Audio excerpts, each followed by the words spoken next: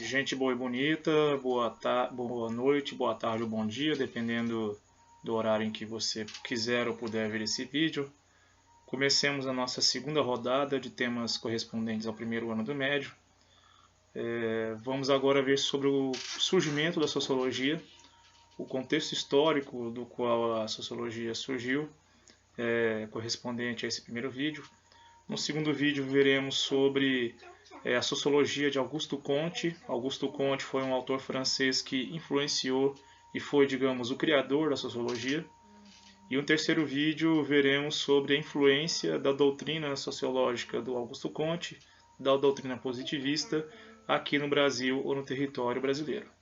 Pois bem, um conjunto de transformações econômicas, políticas, culturais e sociais possibilitou que na Europa do século XIX, mais ou menos metade do século XIX, esse autor chamado Auguste Comte criasse uma ciência que a princípio ele chamou de física social, porque ele tentou aplicar a ela os métodos das ciências físico-naturais, como química, física e biologia, para entender os fenômenos sociais amplos da sociedade. Mas depois, com o passar do tempo, ele mudou o nome dessa ciência e a rebatizou com o nome de sociologia, ou estudo da sociedade. Pois bem, geralmente nos livros que contam o contexto histórico de surgimento da sociologia, eles remontam até a época do renascimento cultural e científico, lá entre os séculos XIV e XVI. Quais são os elementos desse renascimento cultural e científico que influenciaram posteriormente no surgimento da sociologia? Houve nesse renascimento cultural o resgate do conhecimento filosófico científico greco-romano, que foi parcialmente deixado de lado durante o período chamado de Idade Média e que erroneamente é chamado de Idade das Trevas, como se na Idade Média não tivesse havido pesquisa e reflexão filosófica e muito menos pesquisa e reflexão científica. Houve sim.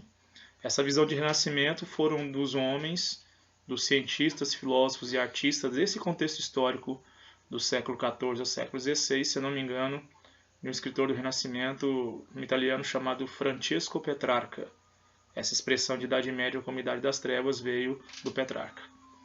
Então, além do resgate do conhecimento filosófico greco-romano, veio junto com ele a crítica da mentalidade teocêntrica medieval, porque um dos elementos de resgate dessa cultura greco-romana foi o elemento do heliocentrismo. Heliocentrismo que é uma teoria filosófica e científica criada no século IV a.C. por um cientista e filósofo chamado Aristarco de Samos. Ele, de acordo com seu conhecimento, sua inteligência, sua genialidade e com a observação contínua do céu estrelado durante noites e noites, ele formulou essa hipótese ou essa teoria de que o céu seria o centro, o Sol seria o centro do universo e a Terra e os demais astros girariam ao redor do Sol. Mas com a instituição do cristianismo no final da Era Antiga e início da Era Medieval, a perspectiva teocêntrica foi colocada como perspectiva dominante, ou seja, a Terra, um ponto imóvel no universo, Terra, criação divina, Terra essa dominada pelo homem feito à imagem e semelhança de Deus. Essa Terra, como criação divina, era imóvel, era o centro do universo e todos os outros astros giravam ao redor da Terra, inclusive o Sol, os demais planetas e as demais estrelas. Os renascentistas criticaram essa perspectiva teocêntrica, resgatando o velho heliocentrismo.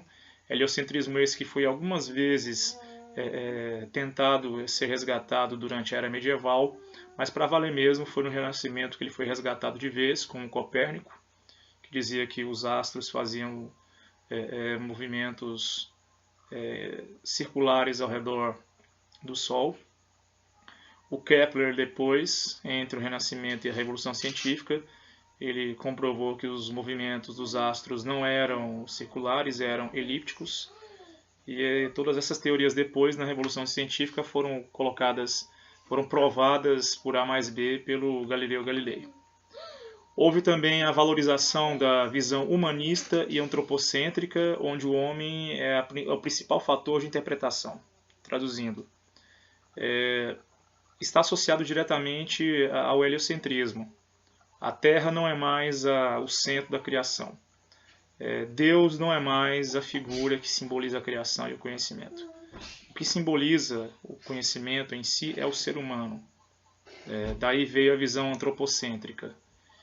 O homem como centro do conhecimento, tanto do mundo físico quanto do conhecimento filosófico e científico. E o humanismo seria a perspectiva de visão humana sobre a natureza e as coisas ao redor, onde o ser humano pode entender as leis da natureza e, quem sabe, manipular as leis da natureza como Deus as fez e como Deus as manipula. Pelo menos essa era a ambição dos renascentistas. Teve a Revolução Científica como desdobramento do renascimento cultural no século XVII. Eles comprovaram, por A mais B, o heliocentrismo e as órbitas elípticas ao redor do Sol no nosso sistema solar, começando com Copérnico no renascentismo, depois Kepler e Galileu na Revolução Científica. Nessa mesma Revolução Científica houve a figura do Isaac Newton, aquele sujeito que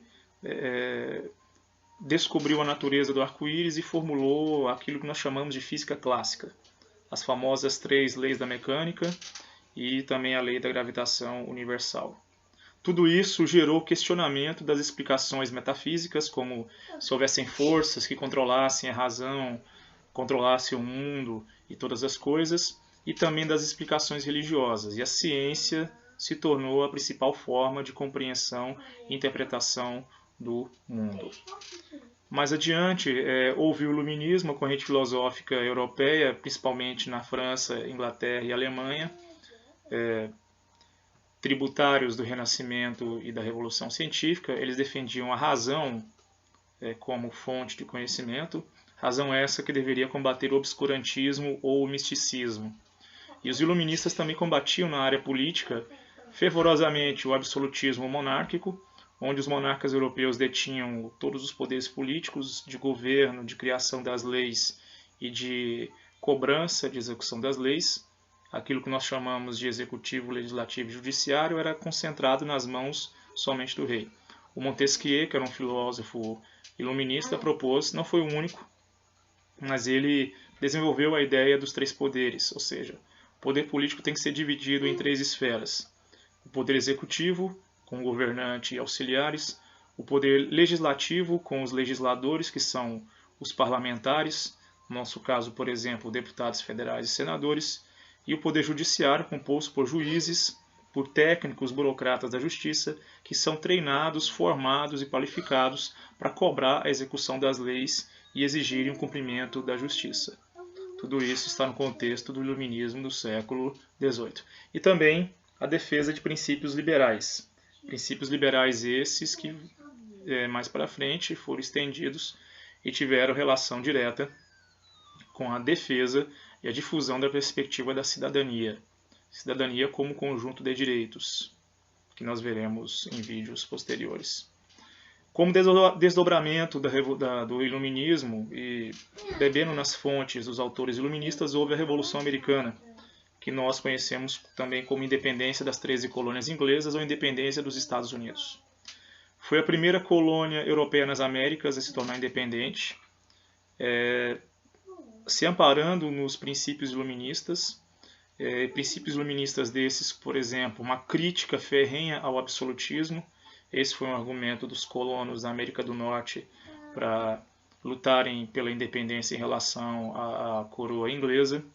E, além de contestarem o absolutismo, defendiam os princípios liberais. Princípios liberais esses que mais para frente geraram 3 tipos de direitos de cidadania: os direitos civis, os direitos políticos e os direitos sociais.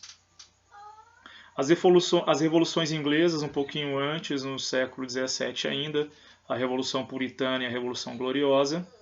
A Puritana entre 1640 e 1649, a Gloriosa em 1688. Elas acabaram com o absolutismo monárquico inglês.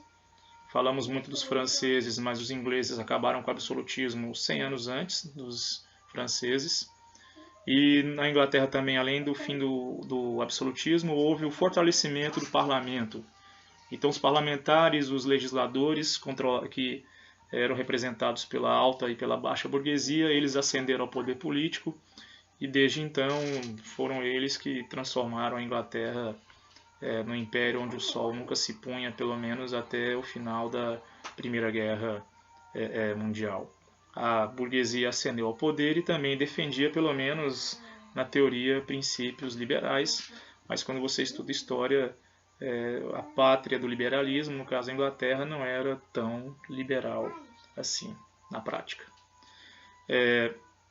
Tivemos também a Revolução Industrial, foi aquele conjunto de mudanças técnicas e de produção que teve como epicentro a Inglaterra.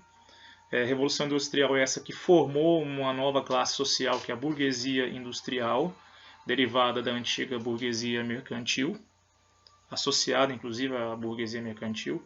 Os camponeses foram expulsos das zonas rurais dos antigos feudos esses que foram cercados para cultivo e criação de animais que produziam matérias-primas para a Revolução Industrial.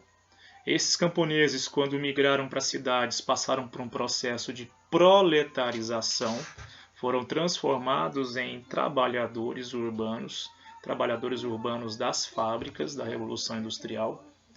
E esse proletariado, derivado da transformação do camponês em trabalhador urbano, era super explorado pela burguesia.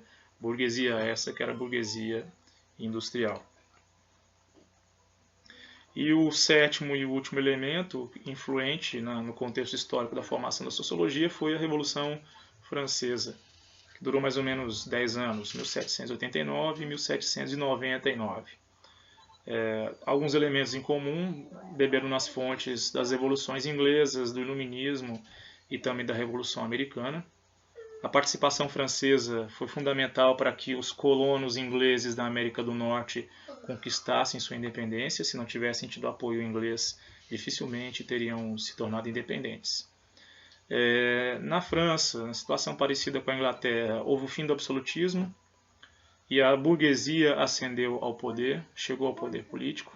Tinha um poder econômico, mas depois concentrou o poder econômico com o poder político.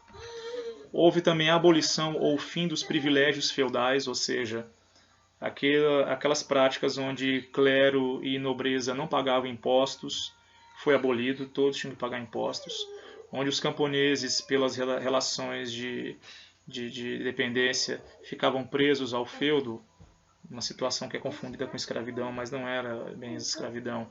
Os camponeses foram libertos dessas obrigações feudais e podiam ir e vir para onde quisessem e para onde pudessem ou conseguissem ir. E também o iluminismo, a Revolução Francesa resgatou aqueles princípios iluministas e liberais que são representados por aquele lema em 3 palavras: liberdade, igualdade e fraternidade. Esse longo contexto histórico que culmina na Revolução Francesa, no final do século XVIII, início do século XIX, causou uma intensa convulsão social na França, convulsão social essa que vai gerar a ascensão de Napoleão ao poder, o Império Napoleônico, que vai durar até 1815, depois a França se torna novamente uma monarquia e depois uma república, ou seja, são décadas muito turbulentas na vida política, social e econômica francesa, e essas consequências da Revolução Francesa e desse longo contexto histórico explicam as condições materiais, econômicas e sociais que possibilitaram ao Augusto Comte formular uma teoria filosófico-científica chamada positivismo, muitíssimo influente em várias áreas do conhecimento. Nas ciências jurídicas ou no direito, existe uma teoria chamada positivismo jurídico, e ela bebe diretamente das fontes formuladas pelo Augusto Comte lá na primeira metade do século XIX. Outras ciências também, de maneira explícita ou implícita, também beberam na fonte do positivismo do Comte. E dentro do positivismo kantiano, ele formulou essa ciência social, que primeiro ele chamou de física social, mas que depois ele rebatizou como sociologia, que nós veremos no próximo vídeo. Até mais.